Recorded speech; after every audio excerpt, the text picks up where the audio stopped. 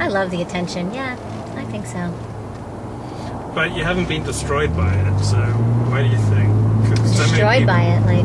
Yeah, so many people are so hungry for attention that they destroy themselves in the pursuit of it. But you live a disciplined life. You're not like an idiot. I'm not like an idiot. I lived a disciplined life. Wow. These are strong statements here. All right. You must have conversations with people that are idiots that don't live disciplined lives. Or I don't know. What's your definition of a disciplined life? Well, you always show up on time, which is such a beautiful trait, and most people do not have. And I would just expect that actresses in particular would not tend to be on time. And you're always polite, and you're responsible, and you just, I don't know your checking account, but you seem to pay your bills. Aww. You seem to meet your responsibilities. You've maintained lifelong relationships with some people. You do all the things that make for a responsible, happy life, because you don't just use people to get your attention fix, your attention need, and move on like many, particularly actors do. So, well, I mean, I think that there are actors that will give other actors a bad rep. So I guess I can see where you're coming from, and especially models. I think models have a tendency of being very, very late. I've heard that before. Being on time, we're gonna make it. Woohoo! Being on time is something that, it's important to me, and I think it's what you make important to you.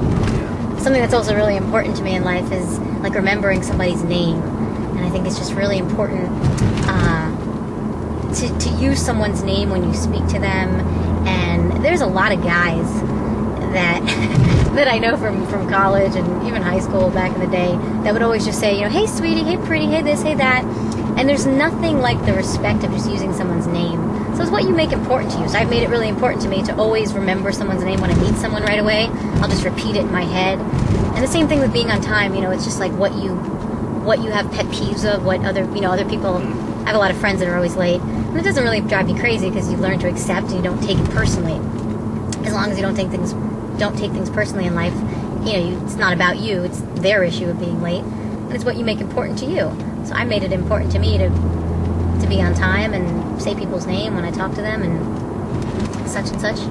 So yeah, it's what you have priority on in your life. So how many people are you still friends with from your childhood? From my childhood? Yeah. Well, if we're talking about childhood, when I was 5, 6, 7, 8, 9, those ages, or we're talking about high school? Sure, both. From my childhood, did I ever tell you about my good friend Jackie Cohen? I think so.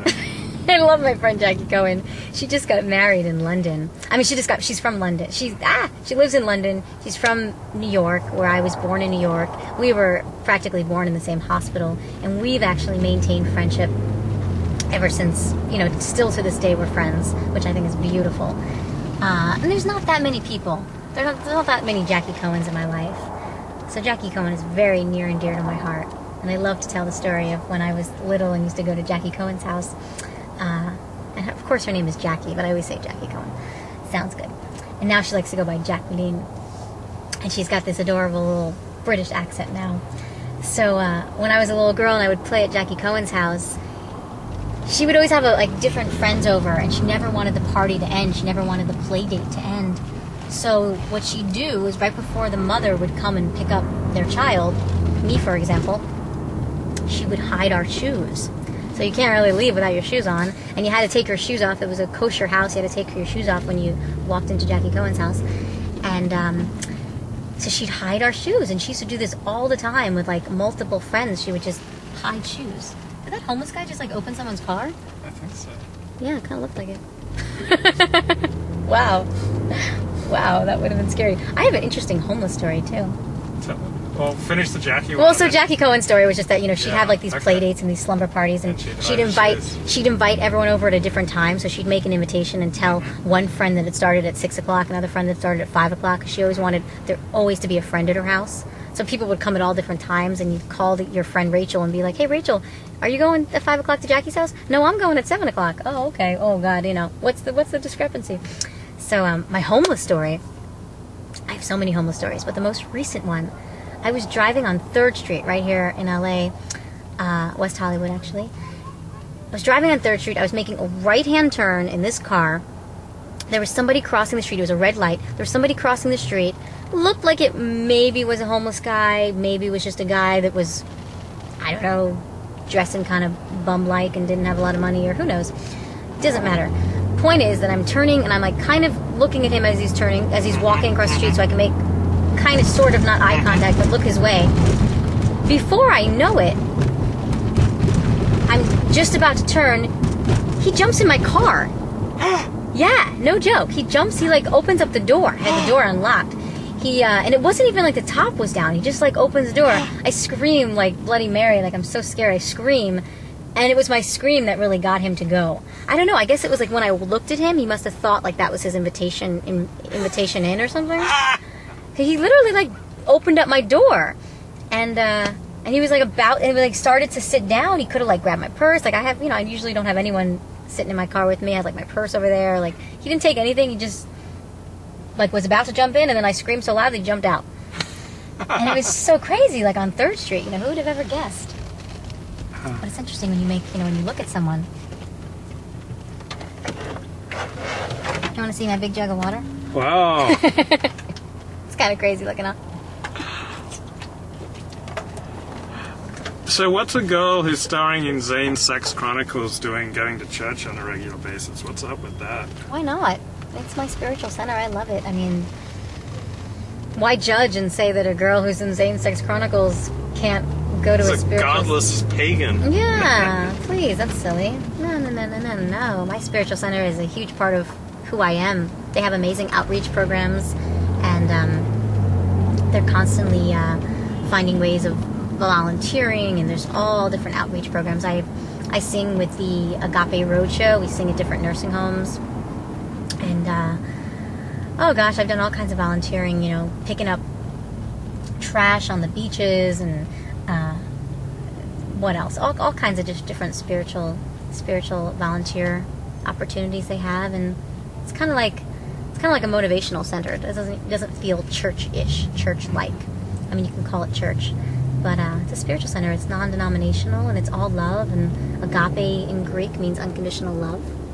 And I'm very proud to be a part of the Agape community. And I've had so many friends, and I've met so many fabulous people from going there. I like to go Wednesday nights for my meditation at 6:45, and then the service begins at 7:15. So, did you go to an Agape-style church when you were a child? No, I went to like a Roman Catholic church growing up, and I think that there are elements of church and the community and that feeling that I enjoy, and maybe that's why I found now a spiritual center, a church that works for me. But then as I really started to understand the Roman Catholic religion, and people call themselves a Catholic, and yet they use birth control, and yet they whatever else they do. I mean, there's so many rules and regulations, and I don't think that's what the premise, the foundation of any religion is about. I think that's what it's become for a lot of religions. And at the end of the day, whatever works for you. I would never tell a Catholic not to be Catholic. I would never tell, anyone with their specific religion what to do, what to practice, what to preach. It's whatever makes you feel good. So I know what works for me is agape, and the beliefs and the spiritual beliefs of agape. How would your parents react if you took them to Agape? You know what? I considered taking them there because I just wanted them to see how beautiful it is and how much love and all about it. And I debated, actually. I really debated taking them or not taking them when they were here visiting for about a week in September. And at the end of the day, they just, unfortunately, they wouldn't appreciate it. And there are a lot of black people. There are a lot of like Baptist ways. I mean, it's very new thought, new science as far as beliefs go. But there's a lot of people that come from like the Baptist religion, that come from that preaching, that understanding, and I just think honestly their prejudices and their racism